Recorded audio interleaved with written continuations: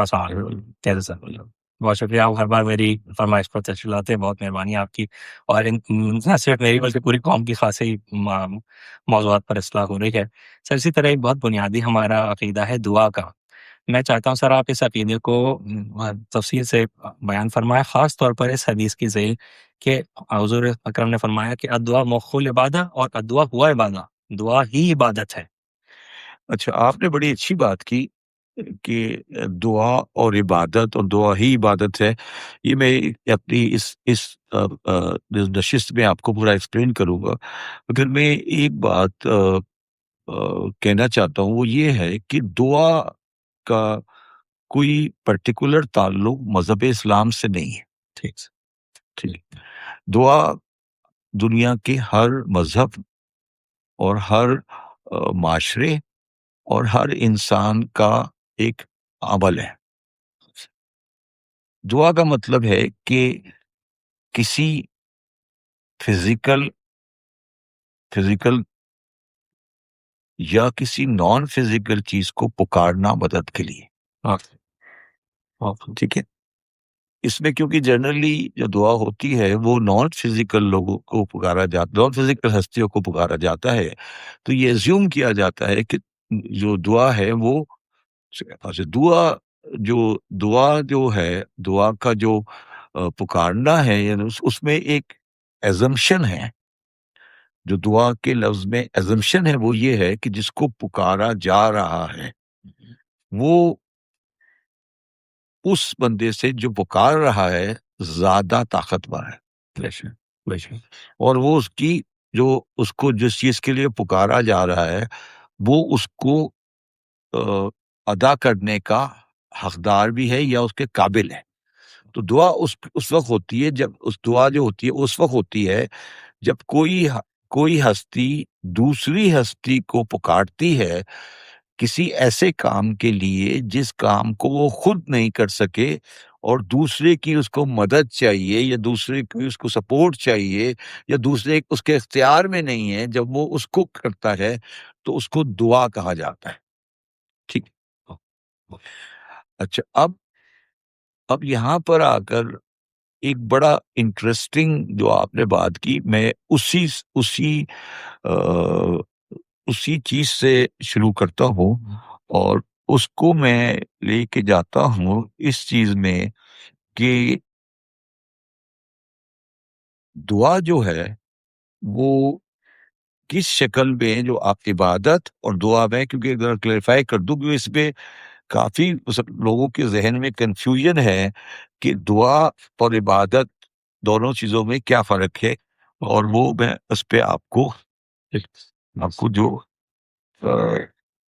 میں اس پہ ویریفائی کر دیتا ہوں اس سبجیکٹ کو، کہ دعا اور عبادت جب ساتھ ساتھ چلتی ہے تو وہ کس طرح سے آپریٹ کرتی ہے۔ یہ میں آپ کو ابھی اس پہ سے ایک چیز پڑھ کے سناتا ہوں، پھر وہ اس پر آتے ہیں، پھر ہم باقی ڈیٹیل پہ دعا پر بھی آ جائیں گے، مگر ہم پہلے ایک بنیادی جو آپ نے بات کی، کیونکہ اس بات سے عبادت اور دعا کے ساتھ تعلق ہے، اس لیے میں پہلے اس آیت کی طرف چلا جاتا ہوں جو کہ اس سبجیکٹ کو ڈیل کر رہی ہے جو میں ابھی آپ نے ڈیل کیا، کہ دعا اور عبادت۔ سورہ غافر کی 60 نمبر آیت ہے، وَقَالَ رَبُّكُمْ ادعونی استجب لکم ان الذین یستکبرون عن عبادتی سیدخلون جہنم داخرین۔ اور تمہارے پروردگار نے کہا کہ تم مجھ سے دعا کرو اور میں تمہاری دعا قبول کروں گا۔ جو لوگ تکبر میری عبادت نہیں کرتے وہ ان قریب دنیا جہنم میں داخل ہوں گے۔ یہ یہاں پہ دو لفظ، یہاں پر ایک لفظ آیا ہے دعا، اور یہاں پر ایک لفظ آیا ہے ساتھ میں عبادت ہی، ٹھیک ہے؟ اچھا، اور اس کے بعد ایک لفظ آیا ہے استغفار۔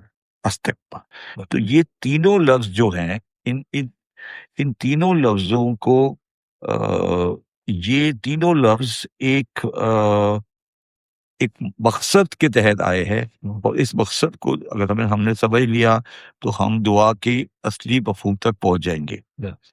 ٹھیک ہے، اب یہ کہہ رہا ہے اب یہاں پہ یہ کہہ رہا ہے کہ اس کا جو عام فہم ترجمہ ہے اس چیز کا وہ یہ ہے کہ جو لوگ میری عبادت سے تکبر کرتے ہیں ان قریب جہنم میں نہ قالا رب ادعوکم استجب لکم ان الذین یستکبرون عن عبادتی سیدخلون جہنم داخرین. اب میں آپ کو اس چیز کو ایک مثال سے سمجھاتا ہوں. مثال یہ ہے کہ ایک آدمی ہے جو ایک شخص ہے جو مسٹر اے کے ہاں ملازم ہے اور مسٹر اے اسے اور اس کا نام ہے مسٹر بی. کیونکہ وہ ملازم ہے یا غلام ہے تو وہ اس کا عبد ہے. بالکل ٹھیک ہے, وہ اس کا عبد ہے. ٹھیک ہے, اور وہ اس کی جو وہ ملازمت کر رہا ہے وہ اس کی اس کو دوسرے سینس میں کہیں گے ابدیت کہ وہ اس کی غلامی کر رہا ہے. بالکل اس کی غلامی کر رہا ہے. اس کو ملتے ہیں 10,000 روپے. اب اس کو ضرورت ہے 1,000 روپے اور کی. تو وہ جو 1,000 روپے اور چاہتا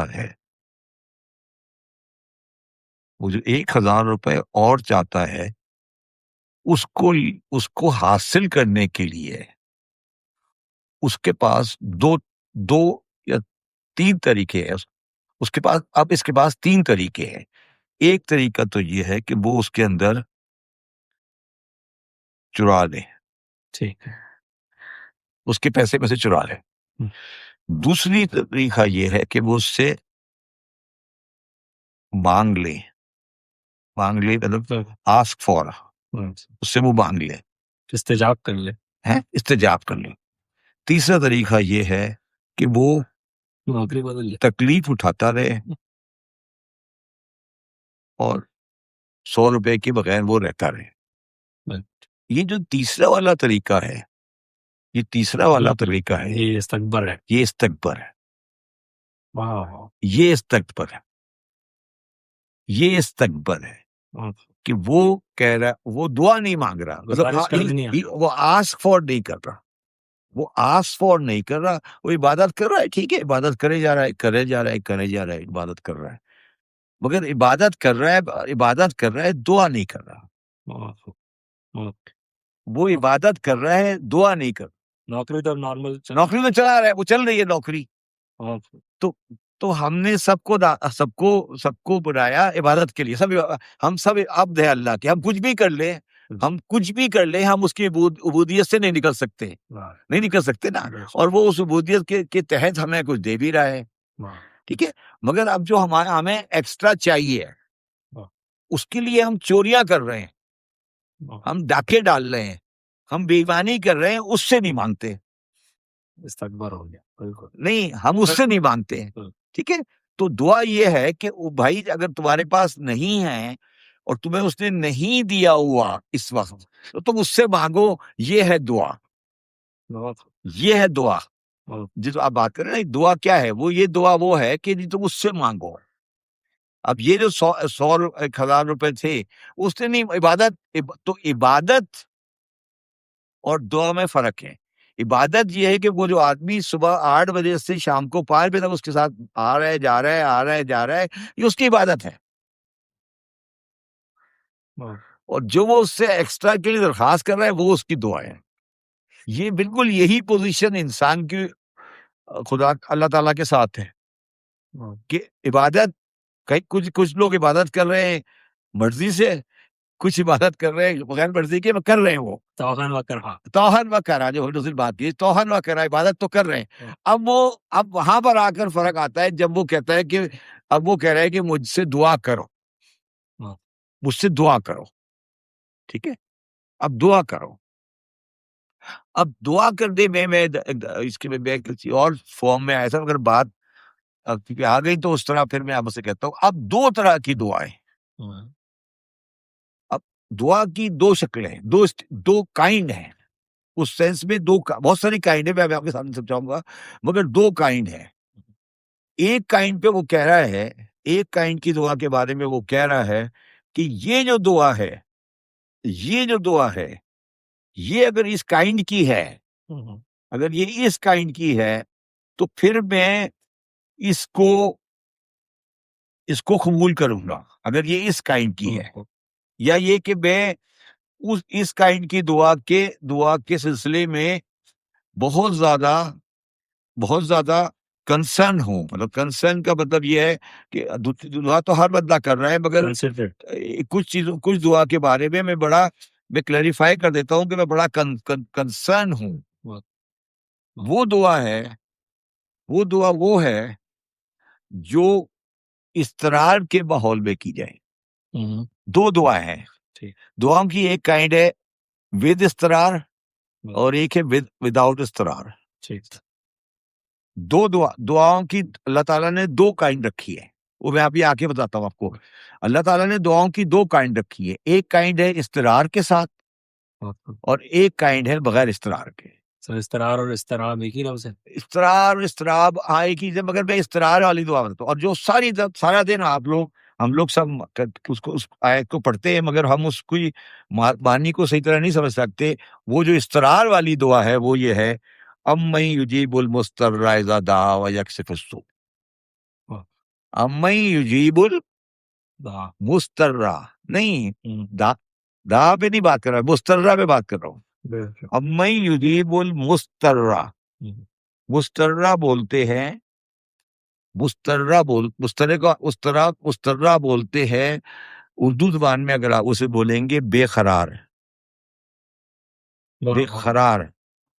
استقرار کا مطلب ہوتا ہے بے قرار, جو ایک دم پریشانی میں ہے.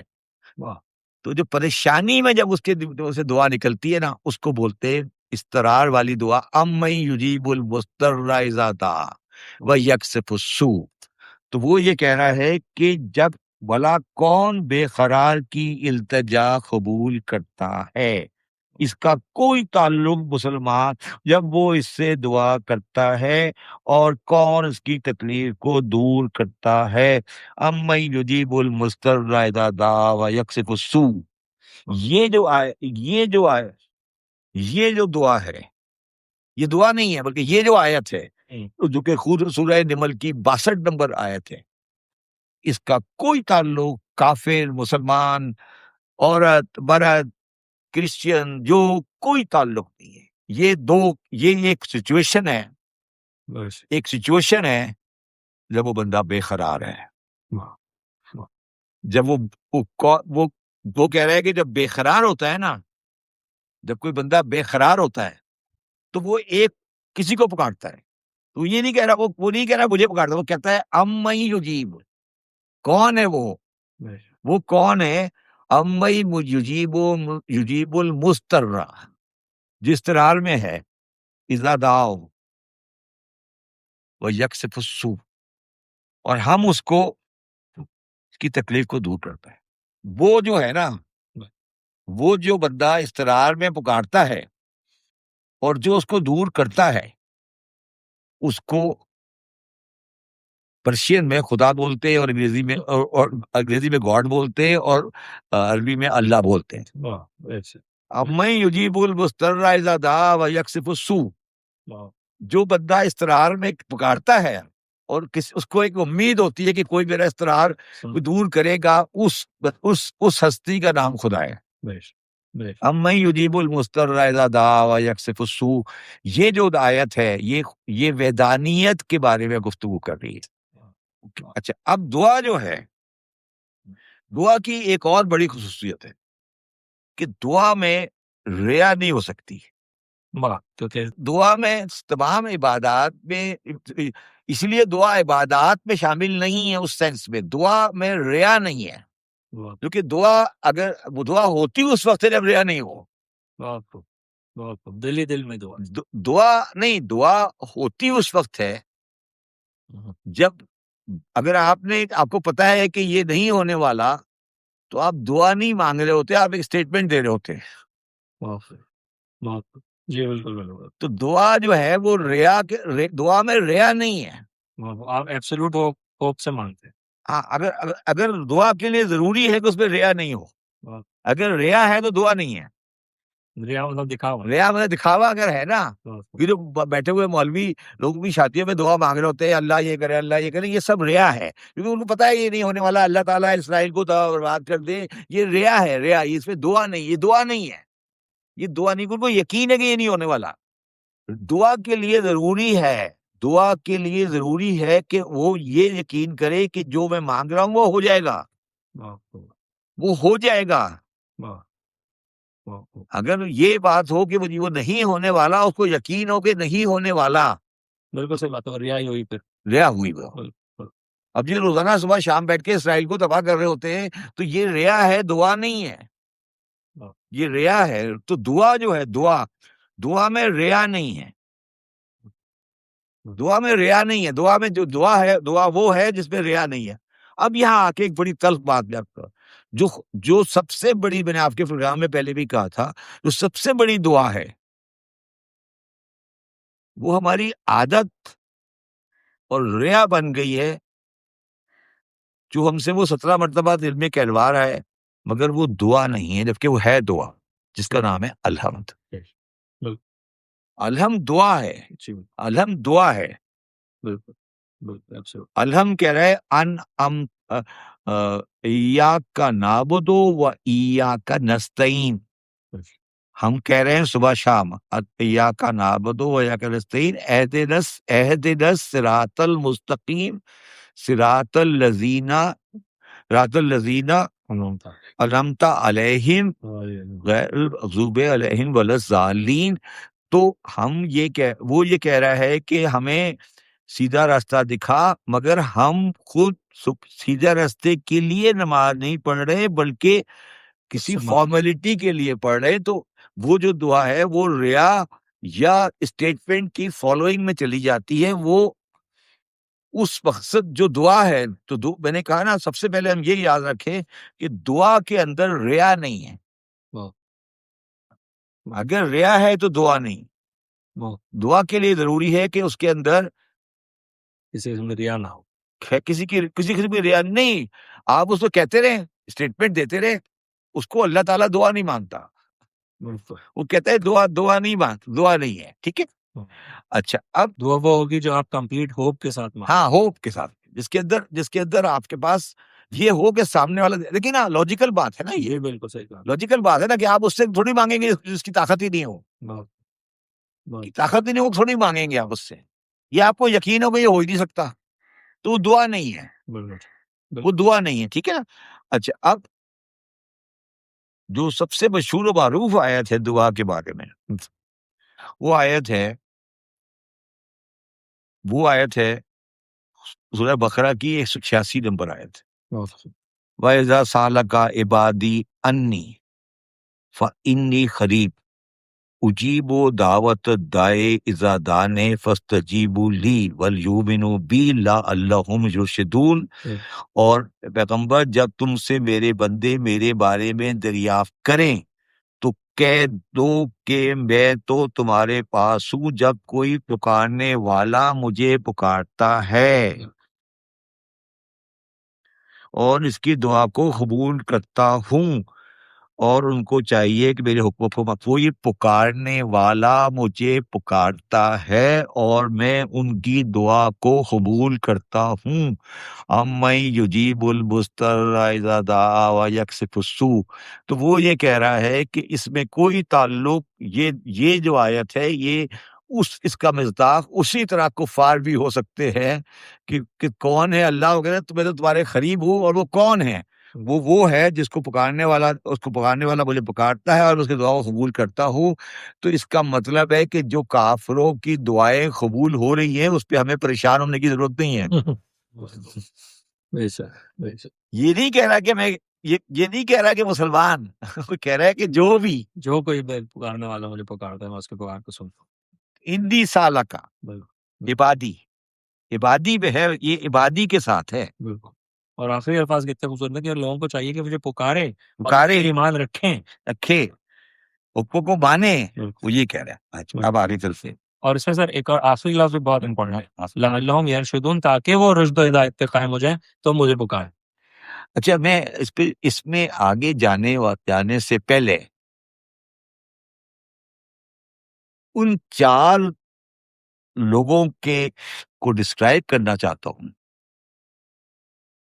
میں جنرلی احادیث کے حوالے سے بات نہیں کرتا، مگر یہ احادیث کے حوالے سے یہ بات ہے. وہ 4 لوگ، وہ 4 گروپ یا وہ 4 گروپ جن کی دعا قبول کرنے کا چانس ہی نہیں ہے، صحیح. یا جس دعا کے قبول کرنے کا چانس ہی نہیں ہے.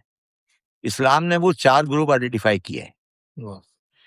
پہلا گروپ جو ہے، جو آدمی مسکین ہو اور دعا مانگے اور خود گھر سے روزی کے لیے نہیں نکلے، آپ کو اس کی دعا کو فائدہ نہیں ہوتا. اگر وہ گھر بیٹھ کے دعا مانگتا رہے روزی کے لیے اور گھر سے نکل کر کوشش نہیں کرے، اس کی دعا قبول نہیں ہوتی. محنت لازم ہے. اور اس گروپ کی دعا نہیں قبول ہوتی. یہ بڑی انٹرسٹنگ کنسیپٹ ہے. اس گروپ کی دعا نہیں قبول ہوتی جو اپنی بیوی کو نافرمانی کے معاملات پہ مارے جبکہ اس کے پاس ڈائیورس کا رائٹ تھا. سوچے کبھی آپ کانسیپٹ کو سوچے وہ کیا کہہ رہا ہے. اگر مسئلہ ہے تو چھوڑ دو. وہ یہ کہہ رہا ہے یار یہ تم پاگل ہو، تم کہہ رہے ہو بیوی صحیح ہو جائے، بیوی صحیح ہو جائے، بیوی صحیح ہو جائے، نہیں ہوتی تو طلاق دے دو. بہت اس گروپ کی دعا قبول نہیں ہوتی. تیسرا وہ آدمی ہے جو اپنی دولت کو بلا وجہ خرچ کرے، اس کی دعا قبول نہیں ہوتی. بے وجہ.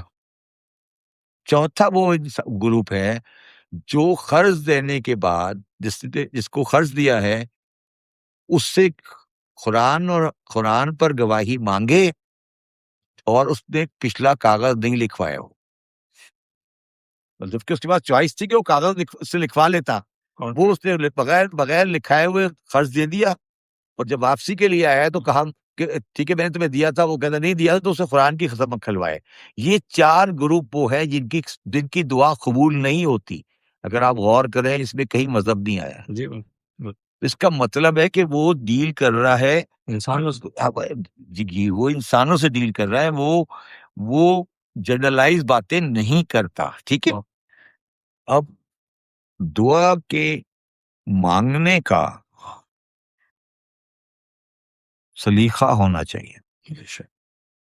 جیسا میں نے آپ کو پہلے کہا تھا، پچھلے ایک پروگرام میں کہا تھا کہ الحم جو ہے وہ دعا کے مانگنے کا بہترین ڈرافٹ ہے. وہ کہہ رہا کیونکہ پہلا کام اس پہ یہ ہوتا ہے دعا میں کہ پہلے جس سے دعا مانگی جا رہی ہے پہلے اس کی تعریف کریں. الحمدللہ رب العالمین الرحمن الرحیم مالک یوم الدین. الحمدللہ رب العالمین الرحمن الرحیم یہ تعریف ہے. مالک یوم الدین طاقت ہے، اتھارٹی ہے. مالک الحمدللہ رب العالمین الرحمن الرحیم مالک یوم الدین. اب آ جاتی ہے کمٹمنٹ، ایاک نعبد و ایاک نستعین. ٹھیک ہے. کہ ہمیں تیری تجھ سے یہ بات کرتے ہیں اور تجھ سے مدد مانگتے. ہم یہ کلیریفائی کر رہے ہیں کہ کسی اور سے مانگنے نہیں جائیں گے. واہ واہ واہ واہ واہ. کسی اور سے مانگنے نہیں جائیں گے، تیرے پاس ہی آئیں گے. ٹھیک ہے. ایاک نعبد و ایاک نستعین. اہدنا الصراط المستقیم، ہمیں صراط سے راستہ دکھا دے. یہ دعا ہے. اب صراط مستقیم کے آگے جو ہے وہ صرف ہم نے اپنی کلیریفیکیشن کے لیے 2 حصوں میں ڈیوائڈ کیا ہوا ہے. تو نے پاسٹ میں ہم نے یہ آبزرو کیا ہے کہ تو نے پاسٹ میں کچھ لوگوں کو نعمتیں دی اور کچھ لوگوں اس پہ غضبناک ہوا. اس لیے غضبناک کا ذریعہ قیامت نہیں دیکھیں نا. تو وہ ہم یہ کہہ رہے ہیں کہ صراط مستقیم پہ ٹیکنیکلی اسپیکنگ بات ختم ہو گئی. اہدنا الصراط المستقیم. ٹھیک ہے. اب جی صراط المستقیم الذین انعمت علیہم، انعمت علیہم غیر المغضوب علیہم ولا الضالین. کچھ وہ ہیں جن پہ تم نے نعمتیں نازل کی، ایک گروہ وہ تھا، ایک گروہ وہ تھا جن پہ تو غضبناک ہوا. تو ہمیں انمتا والے میں رکھ دے، غضبناک والے میں رکھے. یہ بہترین دعا ہے جو کہ کسی کمپوزیشن میں ڈالی، اور اس نے اس لیے کہا کہ تم اس کو 17 مرتبہ پڑھو دن میں. ٹھیک ہے، اس طرح اس لیے یہ ہے سلیقہ دعا کرنے کا، ادب ہے دعا کرنے کا. ٹھیک ہے. اب دعا کرنے کے بارے میں بہت بڑے بڑے انبیاء کی بڑی دعائیں ہیں، اور سب سے قرآن مجید میں بھی آپ کے سامنے بتاؤں گا. مگر ایک دعا ہے جو کہ امام زین العابدین علیہ السلام سے منسوب ہے، اور جو ان کا اس دعا میں طریقہ ہے، جو انہوں نے سوال جواب کیا ہے، وہ ایک یونیک ہے. وہ میں اس لیے آپ کے سامنے لایا ہوں. وہ سننے والا ہے، وہ سننے والا ہے. امام زین العابدین اپنی دعا میں کہتے ہیں: الہی اذا لم اسلک فتوتینی فمن ذا الذی اصلہ فیوتینی. اے میرے اللہ، جب میں نے تجھ سے نہیں مانگا، جب میں نے تجھ سے نہیں مانگا، جب بھی تو نے مجھے عطا کیا. دیکھیں نا آپ ٹون دیکھیں نا، آپ ان کی کانسیپٹ دیکھیں. وہ کہہ رہا ہے، وہ یہ اس سے بہتر اللہ کی تعریف نہیں ہو سکتی. وہ کہہ رہے جب میں نے تجھ سے نہیں مانگا، جب بھی تو نے دیا، جب بھی تو نے دیا. اب اس کے بعد کہتے ہیں: الہی اذا لم ادعوک فاستجیب لی. تو وہ کون سی ہستی ہے کہ اس سے مانگوں وہ مجھے عطا کرے؟ تو ٹھیک ہے، فمن ذا الذی ادعوہ فاستجیب لی. الہی اذا لم اتضرع الیک فترحمنی.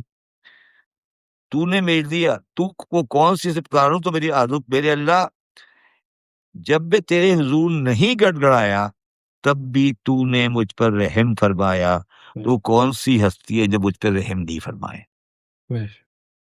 تو وہ یہ کہہ رہے، امام زین العابدین علیہ السلام یہ کہہ رہے ہیں، وہ یہ کہہ رہے ہیں اللہ تعالیٰ کو، یہ کہہ رہے ہیں کہ تیری تو نعمتیں اتنی ہے کہ تو میرے مانگے بغیر مجھے دیتا رہا ہے. تو یہ میں کیسے ایزیوم کر لوں کہ جب میں مانگوں گا تو مجھے نہیں دے گا؟ یہ سوال یہ سوال ریز کر رہے ہیں کہ یہ کیسے میں ایزیوم کر لوں کہ جب میں مانگوں گا پھر بھی تو مجھے نہیں دے گا؟ یہ میں کیسے ایزیوم کر لوں؟ اچھا، اب آ جاتے ہیں ایک بہت امپورٹنٹ چیز کے اوپر کہ جو دعا ہوتی ہے قرآن مجید میں، جو دعا ہے وہ کن چیزوں کے لیے مانگی جائے، مطلب سبجیکٹ آف دعا کیا ہے قرآن مجید کے حساب سے، سبجیکٹ آف دعا کیا ہے. ٹھیک ہے، کہ قرآن مجید کن کن موضوعات پہ دعا کی بات کر رہا ہے. تو پہلا موضوع جو دعا کا ہے وہ استعاذہ ہے.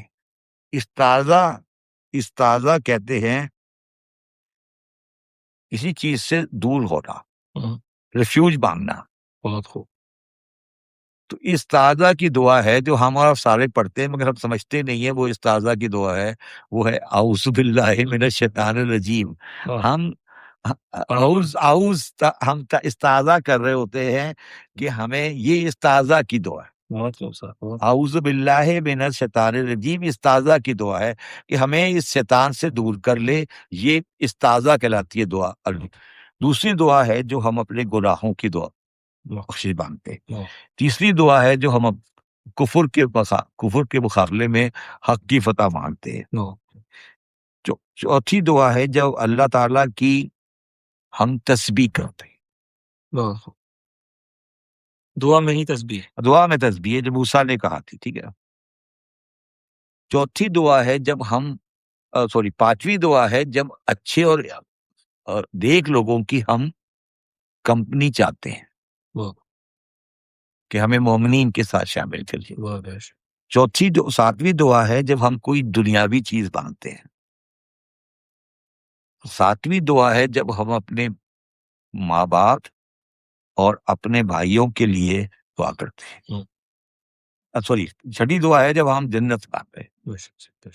دویں دعا ہے جب ہم اپنے اولاد کے لیے اولاد کی دعا مانگتے ہیں، اور یہ دعا بڑی مشہور و معروف دعا ہے. وزکریا اذ نادى ربه لا تذرنی فردا وانت خیر الوارثین.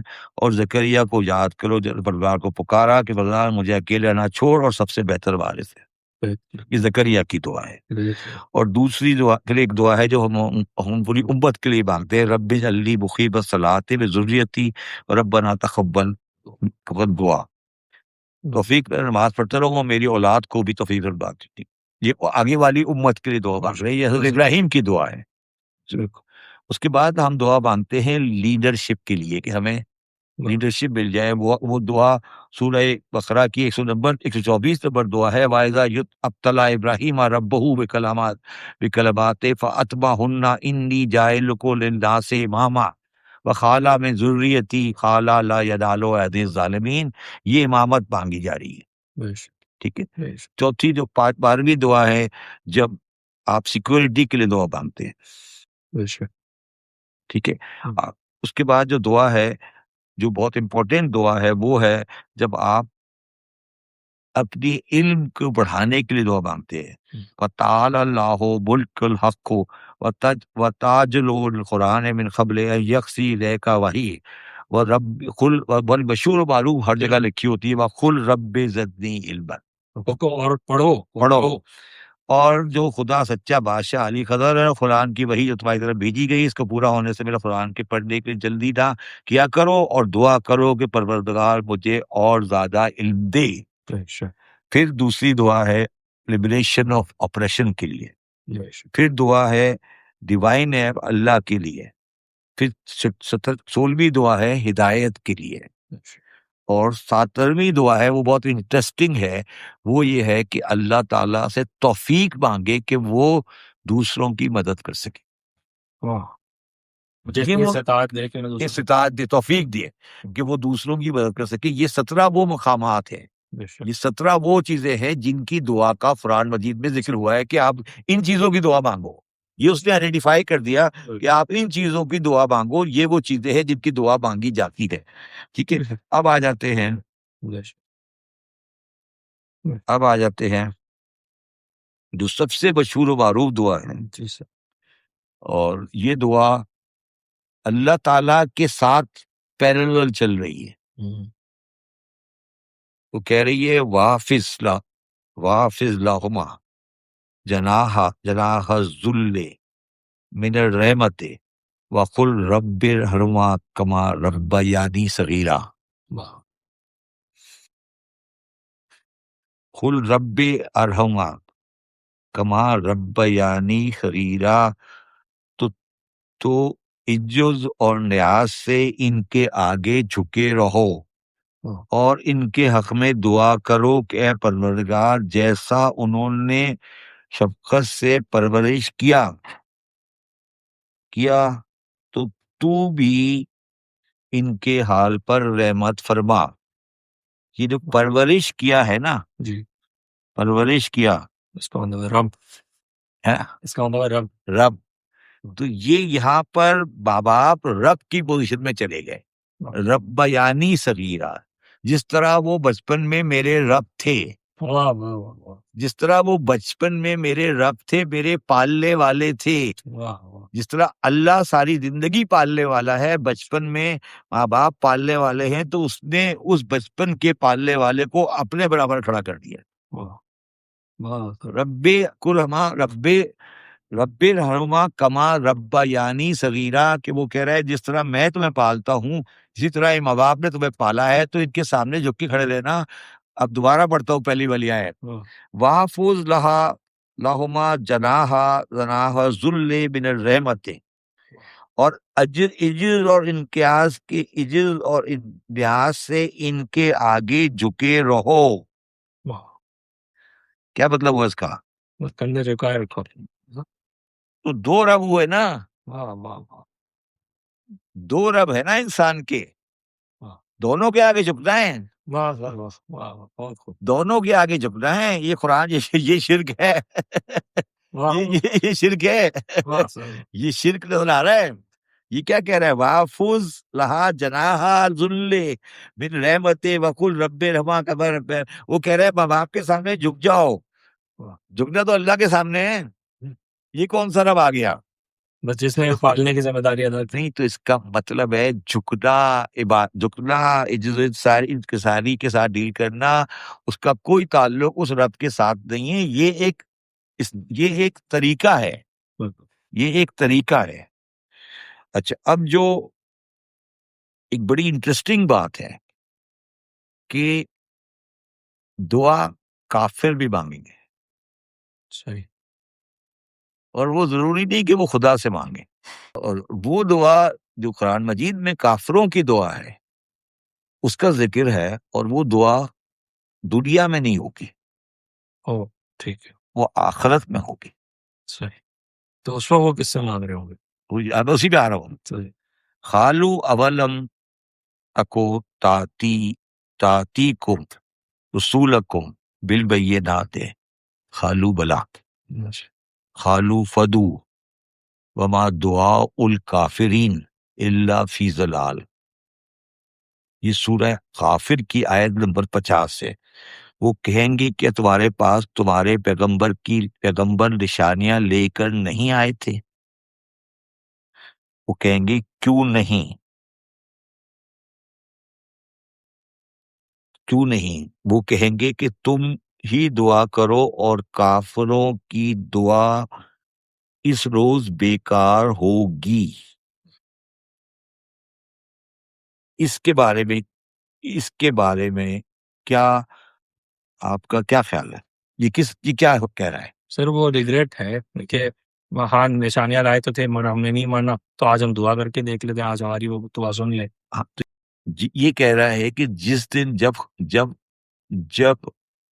قیامت کا دن آ جائے گا تو پھر دعاؤں کا در بند ہو جائے گا. دس is what he is seeing, کہ یہ جس دن قیامت آ جائے گی پھر یہ دعا کا دروازہ بند کر دیا جائے گا. اور ایک اور ہے، لہو دعوت الحق والذین یدعون من دونہ لا یستجیبون لہم بشیء الا کباسط کفی البائل یبلغ وما ہو وما بلاغہ وما دعاء الکافرون الا فی ضلال. سود بند پکارنا تو اسی کا ہے جن کو یہ لوگ اس کے سوا پکارتے ہیں، اور ان کی پکار کو کسی طرح قبول نہیں کرتے مگر اس شخص کی طرح جو اپنے دونوں ہاتھوں پانی کی طرف پھیلا دے تاکہ دوری سے منہ تک آ پہنچے، حالانکہ مجھ تک کبھی نہیں آ سکتا، اور کافروں کی پکار بیکار ہے. یہ جو ہے یہ کہہ رہا ہے، یہ ایک مثال دے رہا ہے. یہ مثال دے رہا ہے کہ یہ بالکل اس طرح ہے کہ آپ پانی کے پاس بیٹھے ہیں اور پانی کی طرف ہاتھ کر دیتے ہیں مگر ہاتھ سے پانی کو منہ کی طرف نہیں کرتے، تو اس پانی کا کوئی فائدہ نہیں ہے. یہ اس چیز کی مثال دے رہا ہے، یہ کافروں کی مثال دے رہا ہے. اچھا، اب کہہ رہا ہے ایک خان میں ایک جگہ بات کر رہا ہے کہ دعا بعض دفعہ ہوتا ہے کہ دعا تم مانگتے ہو ایک سوچ سمجھ کے، اور ایک جگہ ایسا ہوتا ہے کہ تم خود بخود اس حالت میں پہنچ جاتے ہو کہ تمہارے زبان سے اور تمہارے حرکات سے دعا ظاہر ہو جاتی ہے. وہ ہے سورہ اسرا کی آیت نمبر 87. وَإِذَا مَسَّكُمُ الضُّرُّ فِي بَحْرٍ ضَلَّ لَن تَدْعُونَ إِلَّا إِيَّاهُ فَلَمَّا نَجَّاكُمْ إِلَى الْبَرِّ أَعْرَضْتُمْ وَكَانَ الْإِنسَانُ كَفُورًا. اور جب تم دریا میں تکلیف پہنچتی ہے یا ڈوبنے کا خوف ہوتا ہے، جن کو تم پکارا کرتے ہو وہ سب غم ہو جاتے ہیں، پھر تم کو ڈوبنے جا کر خوشی پر لے جاتا ہے، تو بور پھر لیتے ہو، انسان ہی ناشکرا ہے. ٹھیک ہے، اب آگے چل رہا ہے. اسی سبجیکٹ کی آیت ہے سورہ لقمان کی آیت نمبر 32. وہ اس سے بھی زیادہ کلیئرٹی سے بات کریے. وَإِذَا غَشِيَهُمْ مَوْجٌ كَالظِّلِّ دَعَوَا اللَّهَ مُخْلِصِينَ لَهُ الدِّينَ فَلَمَّا نَجَاهُمْ إِلَى الْبَرِّ فَمِنْهُمْ مُقْتَصِدٌ وَمَا يَجْحَدُ بِآيَاتِنَا إِلَّا كُلُّ خَتَّارٍ كَفُورٍ. اور جب ان پر دریا کی لہریں سائبانوں کی طرح چھا جاتی ہیں تو خدا کو پکارنے اور خالص اس کی عبادت کرنے لگتے ہیں. بالکل بالکل یہ وہ دعا ہے جو میں نے کہا نا آپ کو، یہ کرنے لگتے ہیں. اور جب ان کی نجات دے کر خشکی پہنچا دیتا ہے تو بعض ہی انصاف اور بعض ہی تھوڑے سے ہی ہیں جو انصاف پر قائم رہتے ہیں اور ہماری نشانیوں سے وہی انکار کرتے ہیں جو عہد شکن اور ناشکرے ہیں. تو یہ وہ پوزیشن ہے جب آپ اس جگہ پہ چلے جاتے ہیں کہ آپ کو سچائی آپ کو مانگنا پڑ جاتا ہے اور وہ مانتے ہیں آپ، اور وہ اس مانگنے کے بعد آپ اس جگہ پہ پہنچ کے اب مانگنے کے بعد چلے جاتے ہیں. وہ سر ایک جوک ہے نا انٹرنیٹ پر کہ پیراشوٹ سے کھیلنے والا بندہ کہتے ہیں یہاں کوئی، میں آسمان پہ آ گیا، یہاں کوئی خدا نظر نہیں آ رہا، تو لوگ کہتے ہیں پیراشوٹ نہیں کھلے گا تو نظر آئے گا. چلو صحیح بات. اب آ جاتے ہیں بڑی مشہور و معروف چیز کے اوپر. وہ یہ ہے کہ جو دعا ہے،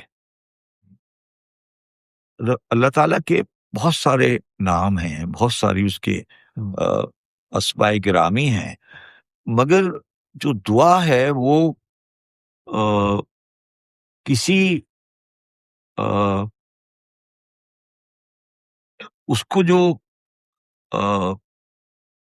مطلب اس کو جو اس کو پسند ہے، قرآن مجید میں جو اس کو پسند ہے، جس کو وہ پسند کر رہا ہے دعا کے لیے،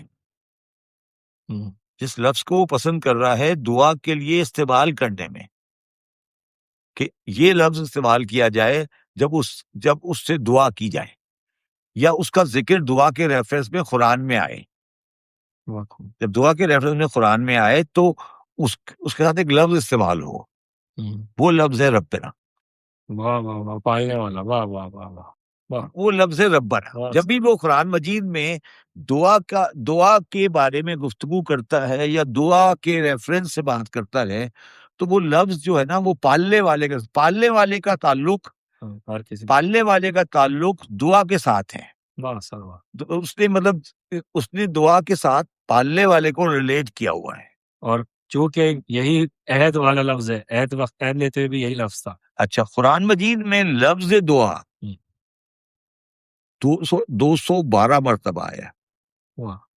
ٹھیک ہے، مگر ربنا جو ہے اللہ تعالیٰ کا ربنا، اے رب اے رب اے رب اے رب، ربنا جب آیا ہے یہ 40 مرتبہ آیا، اور 40 کے 40 مرتبہ دعاؤں کی شکل پہ آیا. مطلب ربنا کے ساتھ جو دعائیں آئی ہیں، ربنا کے ساتھ رب تو استعمال ہوا ہے. ٹھیک رب تو استعمال ہوا ہے، ٹھیک ہے نا. ربنا جو ہے نا، وہ ربنا جب استعمال ہوا ہے تو وہ دعاؤں کے ساتھ استعمال ہوا ہے، ٹھیک ہے. اور وہ 40 ربنا ہیں قرآن مجید میں، 40 ربنا. کیا بات. ٹھیک ہے، اور وہ 40 ربنا جو ہیں وہ 40 کی 40 دعائیں ہیں. وہ 40 کی 40 دعائیں ہیں. اور اس ربنا لفظ کی وجہ بھی یہی ہے کہ ہر کوئی دعا مانگ سکتا ہے، اس میں کوئی قید نہیں. ہاں، قید نہیں. ربنا وجعلنا مسلمین لک ومن ذریۃ امۃ فمسلمۃ لک وما ارسلنا وارنا مناسکنا وتب علینا انک انت التواب الرحیم. یہ حضرت ابراہیم کی دعا ہے، سورہ بقرہ میں ہے. اس میں ایک لفظ بڑا انٹرسٹنگ ہے، وہ کہتا ہے ربنا وجعلنا مسلمین لک وکلنا مناسک وما ذریتنا من مسلمۃ لک ورنا مناسکنا. ہمیں اپنی عبادتیں سکھا. اس کا کیا مطلب ہے؟ اپنی عاجزی قبول کرنا کہ مجھے یہ بھی نہیں آتا تو یہ تک مجھے سکھا.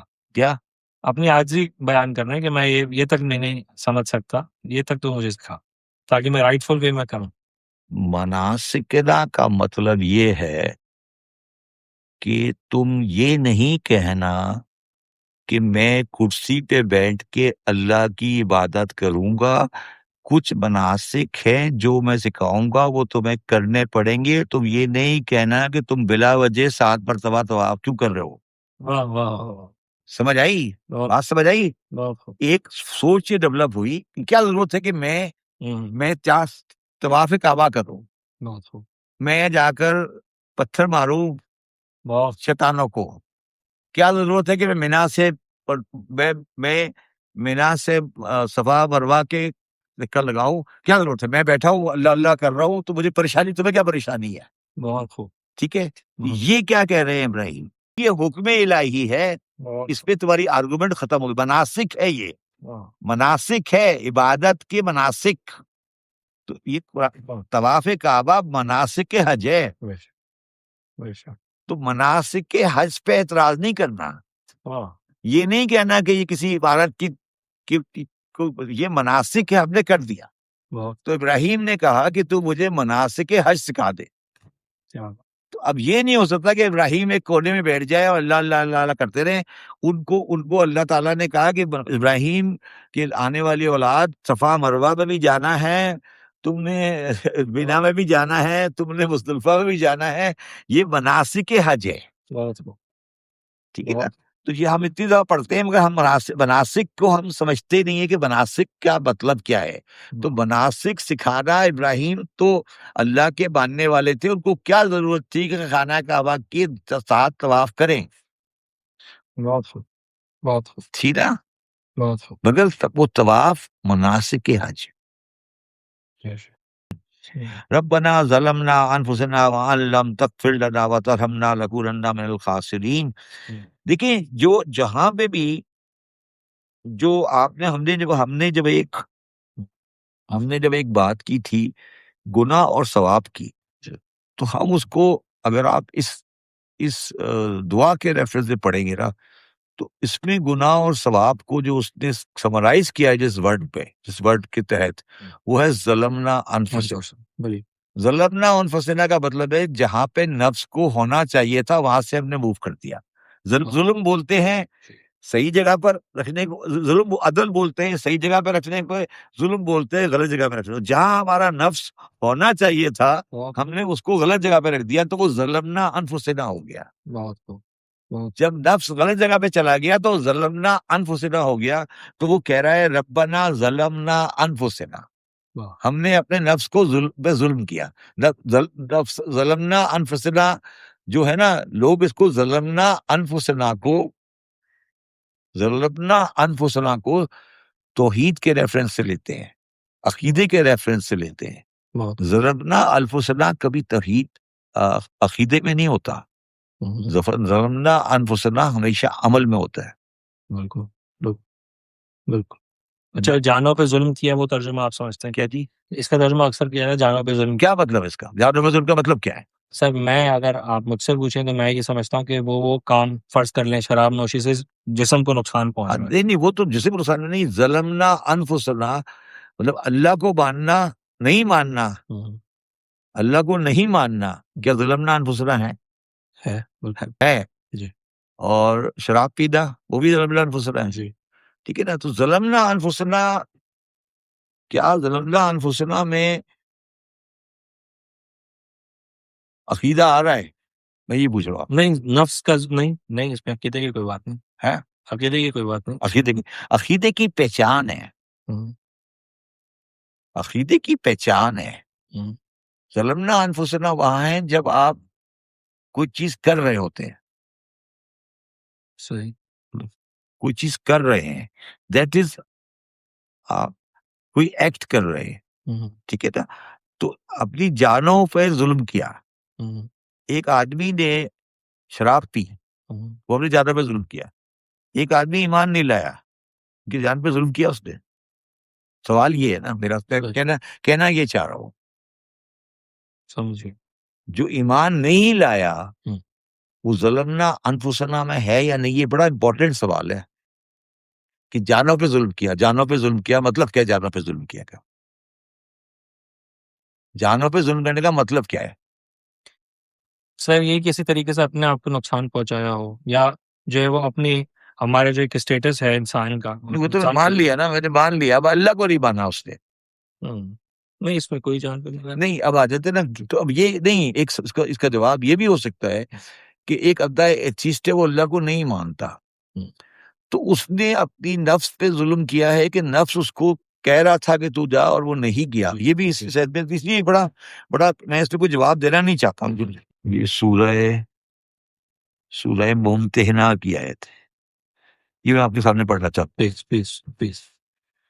اور اس میں وہ والی بات استعمال ہوئی ہے جو ہم نے بات کی تھی فتنہ اور تابوت کی. دونوں کو بڑے غور سے سنیے گا. ربنا لا تجعلنا فتنۃ للقوم الظالمین، اے پروردگار تو ہمیں ظالم قوموں کے لیے فتنہ نہ بنا.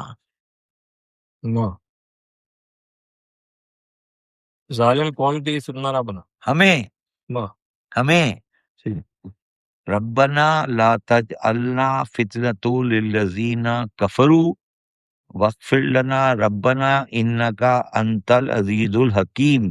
یہ سورہ ممتحنہ، یہ جو میں نے ابھی آپ کے سامنے سورہ یونس پڑھی تھی، اسی موضوع کی دوسری آیت ہے. وہی تقریباً لفظ، پہلے والے لفظ تقریباً وہی ہے، ربنا لا تجعلنا فتنۃ للذین، اس میں فطرۃ للقوم الظالمین ہے، اس میں لکھا ہے فطرۃ للذین کفروا. تو اس کا مطلب کیا ہوا؟ اس آیت کا مطلب کیا ہے؟ میں نے ابھی آپ کے سامنے دونوں آیتیں پڑھی ہے، اس کا مطلب کیا ہوا؟ ربنا لا تجعلنا فتنۃ للذین کفروا واغفر لنا ربنا انک انت عزیز الحکیم. ٹھیک ہے. اس کا انگریزی ترجمہ بنتا ہے، او lord make us not objects of torment for the disbeliever and forgive us, our Lord, indeed it is you who is exalted and might the wise. اب اس کی ایگزامپل کیا ہے؟ باقی سب بڑی کنفیوزنگ بات ہے کہ ہمیں کافرین کے لیے امتحان نہ بنا، ہمارے کافرین پہ تکلیف پہنچانے کا سبب نہ بنا. اس کا کیا مطلب ہو؟ بالکل سمجھ نہیں آیا. یہ سورہ ممتنہ کی 60 نمبر آیت ہے، جب میں نے آپ کے سامنے بیان پڑھی. ٹھیک ہے جی. اسی سورہ ممتنہ کی یہ 60 نمبر ہے، اور اس سے پہلی آیت 4 نمبر. سورہ ممتنہ 60 نمبر کا سورہ ہے اور 4 نمبر کی آیت، اور یہ جو آیت ہم نے ابھی پڑھی ہے یہ 5 نمبر کی آیت ہے. اور اس آیت کے ذیل میں جو بات میں آپ کو سناؤں گا تو پھر آپ کو یہ بات سمجھ آ جائے گی. جو 4 نمبر آیت ہے، اس سے پہلے والی آیت، وہ اسٹیبلش کرتی ہے as the Ibrahim as the model of disowning disbelief. Ibrahim کو کہا کہ یہ کفر سے دور ہو گیا. اب 5 نمبر آیت جو ہے، یہ جو 5 نمبر آیت ہے، یہ آیت کے لیے اللہ ورس، جو 5ویں آیت کے لیے اللہ سے کہہ رہی ہے کہ معاف کر دے کوئی excessive emotional tie that hindered his commitment to faith. جو ابراہیم کے کوئی ایموشنل ٹائز تھے، کیونکہ ان کے خاندان میں بت بناتے تھے نا. اچھا. جو ابراہیم کے جذباتی ٹائز تھے، اگر کوئی جذباتی ان کے تعلق تھے ان لوگوں سے جو کہ کافر ہیں، ان ٹائز کو استعمال کریں گے کفار ابراہیم کے خلاف، تو وہ فتنہ بن جائے گا. تو اس فتنے سے بچا. دوبارہ سمجھاؤں میں؟ دوبارہ سمجھا میں کیا کہہ رہا ہوں؟ پلیز میں سمجھ گیا. پلیز. وہ یہ کہہ رہا ہے کہ ابراہیم کے جو ایموشنل ٹائز ہے نا، اس سے استعمال کیا جائے گا ابراہیم کے خلاف. ابراہیم کے خلاف وہ فتنہ ہوگا. بہت خوب، جیسے ان سے کہا گیا کہ بیوی بچوں کو دور چھوڑاؤ. وہ کہیں گے، وہ یہ کہیں گے ابراہیم کے خلاف کہ فتنہ ہوگا، اور ابراہیم کے کیونکہ وہ ایموشنل ان کے ساتھ ٹائز ہیں، تو وہ ان ٹائز کو یوز کریں گے ابراہیم کے خلاف ایز اے آرگومنٹ، تو ابراہیم کے خلاف اس کو فتنہ بنائیں گے. بہت خوب. ابراہیم کے خلاف وہ کافر اسے فتنہ بنائیں گے، تو یہ آیت کہہ رہی ہے کہ وہ اس سے بچا، اس فتنے سے بچا. تو یہ فتنہ اس میں ابراہیم کا ایک فتنہ ہے، بہت خوب. اس میں ابراہیم کا ایک فتنہ ہے، بہت خوب. کافروں کا ایک فتنہ نہیں ہے، بہت خوب. ابراہیم کا ایک فتنہ ہے. تو وہ ابراہیم کا ایک فتنہ ہے، یا ابراہیم کے ایموشنل ریلیشن شپ کو یوز کیا جائے گا ایز اے فتنہ. بہت خوب. بہت خوب. ٹھیک ہے. تو اس کا مطلب یہ ہوا کہ آیت نمبر 6 کی آیت نمبر 5 اس وقت سمجھ آئے گی جب آیت نمبر 4 استعمال ہو. ریفرنس ٹو کانٹیکسٹ میں پڑھا. دیکھیں نا، جب آپ اگر آپ جی میں نے آگے آپ کے سامنے میں پڑھ رہا تھا، جی جب میں پہنچ گیا یہیں پہ آ کے میں رکا تھا نا، جی کہ جب بنا لا تجعلنا فتنة للقوم الظالمین، ظالموں کے لیے فتنہ نہ بنا. سمجھ ہی نہیں آئی بات. سمجھ نہیں آئی نا بات؟ ٹھیک ہے نا. اب جو ہمارا، اگر ہم اس کو کنکلوڈ کریں، وہ میں سورہ کہف کی آیت کو کرتا ہوں، کیونکہ یہ جو بندے سورہ کہف کے جو لوگ ہیں، یہ کسی پرٹیکولر ریلیجن سے ریلیٹ کرتے. ٹھیک ہے. وَإِذَا أَوَىٰ فَتِيَةٌ إِلَى الْكَهْفِ فَقَالُوا رَبَّنَا آتِنَا مِن لَدُنكَ رَحْمَةً وَهَيِّئْ لَنَا مِنْ أَمْرِنَا رَشَدًا. جب وہ جوان غار میں جا رہے تھے تو کہنے لگے، اے ہمارے پروردگار، ہم پر اپنے ہاتھ سے رحمت فرما اور ہماری کام کے سامان میں درستی فرما. تو جو ہمارا جو کانسیپٹ ہے، جو چیز ہمارے پاس سے نکلتی ہے، وہ یہ ہے کہ دعا میں ریا نہیں. دعا اس سے کی جاتی ہے جس کے پاس طاقت ہو، اور دعا اس سے کی جاتی ہے جس کی طاقت کا یقین ہو. کیا اب ایک کانسیپٹ ہے جو کہ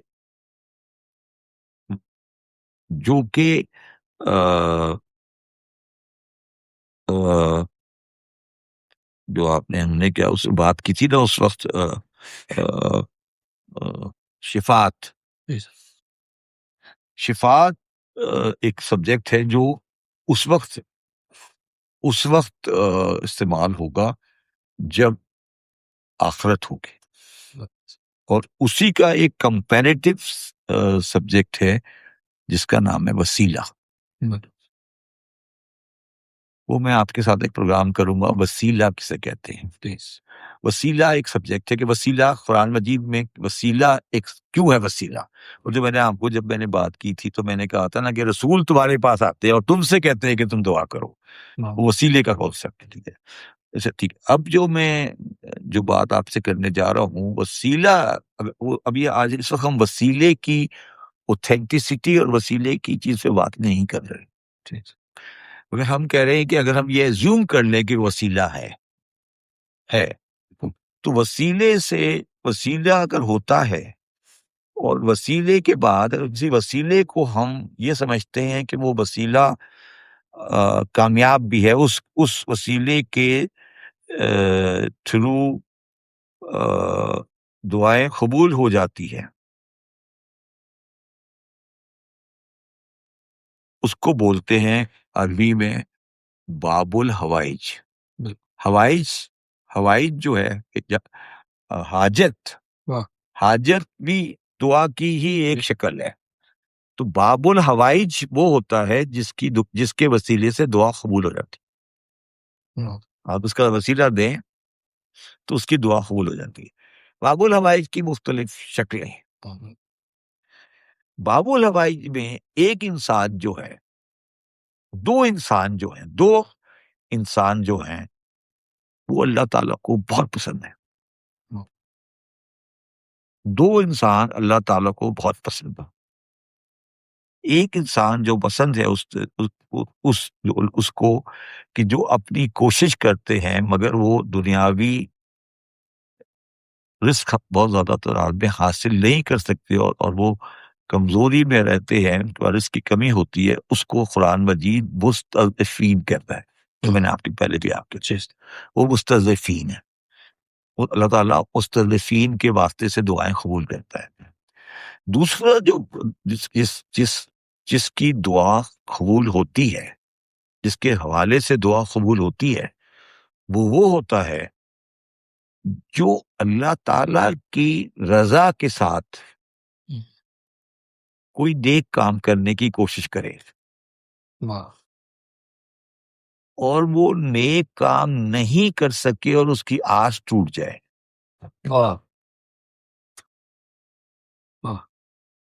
وہ اللہ تعالیٰ جس کو پسند کرتا ہے، وہ اس کو پسند کرتا ہے کہ جو نیک کام کرنے کی کوشش کرے اور نیک کام وہ سنسیئرلی بالکل جان لگا کے کرنے کی کوشش کرے، اور اس کو آس ہو کہ وہ یہ کام کر لے گا، وہ ڈوبنے سے بچا لے گا یا کسی کو کچھ چیز کر دے گا، اور وہ اس کو نہیں کر سکے اور اس کی آس ٹوٹ جائے اور وہ دنیا سے چلا جائے، وہ جو شخص ہے وہ بن جاتا ہے اللہ تعالیٰ کی نظر میں باب الحوائج۔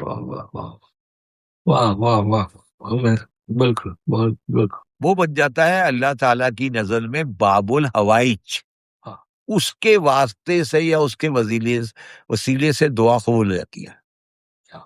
ٹھیک ہے، ہمارے مسلک میں، ہمارے اہل تشیع کے مسلک میں حضرت عباس باب الحوائج، کیونکہ وہ امام حسین کو بچانے کے نہیں بچانے کے پانی لیے، لانے حضرت نہیں، پانی لانے کے لیے نہیں، لانے کے لیے نہیں، یہ بھی بتا میں آپ کو کلیریفائی کر دوں آج، پانی لانے کے لیے نہیں۔ حضرت عباس کی جو آس ٹوٹی تھی نا، وہ پانی لانے پہ نہیں ٹوٹی تھی، پانی پہنچانے پہ ٹوٹی تھی۔ جی بالکل، پانی تو لے آئے تھے، جب پانی وہ لے کے چلے، جی جب وہ پانی لے کے چلے تو پانی لے کے چلنے کے بعد ان کی شدید کوشش تھی وہ پہنچا دو، کہ کسی طرح یہ پانی خیموں میں چلا جائے۔ تو جب ان کی شدید کوشش یہ تھی کہ پانی خیموں میں چلا جائے، اور ایک شدید مومن شدید کوشش کر رہا ہے کہ وہ پانی خیموں میں چلا جائے، اور برضی الہی سے وہ پانی خیمے میں نہیں پہنچا، تو عباس کی آس ٹوٹ گئی، اور جب عباس کی آس ٹوٹ گئی تو اللہ تعالیٰ نے کہا آج سے عباس باب الحوائج ہے، آپ عباس باب الحوائج ہے۔ ٹھیک ہے، یہ شیعوں کا پہلا باب الحوائج ہے، اہل تشیع کا باب الحوائج ہے۔ دوسرا باب الحوائج جو ہے جناب شیعوں کا، وہ جناب سکینہ ہے۔ ان کی بڑی آس تھی کہ وہ اپنے گھر جائے، اور ان کی آس ٹوٹ گئی، تو وہ باب الحوائج ہے۔ تیسری باب الحوائج جو شیعہ مسلک میں ہے، وہ امام موسیٰ کاظم علیہ السلام ہے۔ امام موسیٰ کاظم علیہ السلام کا جو مقام جو ہے، وہ مختلف مقام یہ ہے کہ امام موسیٰ کاظم کی دو ایسی چیزیں ہیں جو اور ائمہ کے ساتھ نہیں ہیں۔ ایک، ان کے اپنے بھائیوں اور ان کے اپنے بھتیجوں نے امام کے ساتھ کے خلاف گواہیاں دی، کیونکہ جو شیعہ میں جو ڈفرینسیشن ہوئی ہے نا، جو شیعوں کے شیعان علی میں 3 حصے پہ ڈیوائیڈ ہو گئے، امام موسیٰ کاظم کے، دوسرا وہ تقریباً 34 سال یا 40 سال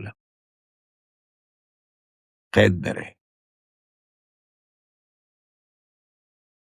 اور ان کی یہ حاجت تھی، کہ یہ خواہش تھی کہ جو میرا دین ہے، جو میرا مسلک ہے یا جو میرا کانسیپٹ ہے، کیونکہ ان کا کوئی وہ یہ کسی طرح یہ پتہ لگ جائے کہ میں اس کو لے کے چل رہا ہوں، اور میں وقت کا امام ہوں، مگر امام ساری زندگی زیر زمین قید خانے میں قید رہے، تو ان کی آس ٹوٹ گئی اور وہ اسی میں انتقال کر گئے۔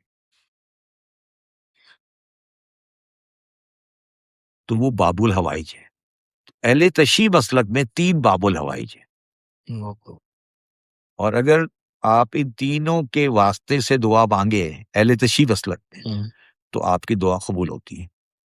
تو دعا دعا جو ہے وہ آپ دعا کے ساتھ واسطہ یا وسیلہ، دعا کے ساتھ واسطہ یا وسیلہ، وہ میں نے آپ کے پچھلے پروگرام میں ثابت کیا تھا کہ آیت یہ کہتی ہے کہ رسول تمہارے پاس یہ آتے ہیں اور تم سے مغفرت کی دعا مانگا، بالکل تم سے مغفرت کی دعا منگواتے ہیں، تم سے مغفرت کی دعا اور جس سے میں نے آپ کے اسی پروگرام میں کہا تھا کہ انہوں نے یعقوب کے بیٹوں نے یعقوب سے کہا کہ آپ ہمارے لیے دعا مانگے.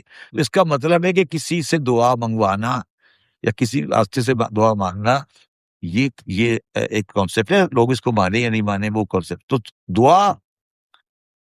دعا کے بارے میں صرف یہ سب سے آسان جو میرا مقصد ہے کہنے کا وہ یہ ہے کہ دعا کوئی بھی کسی بھی انسان کی دعا چاہے وہ کسی مسلک کا ہو، کسی مسلک کا ہو، کسی مذہب کا ہو، کسی قوم کا ہو، اگر وہ دعا مانگ رہا ہے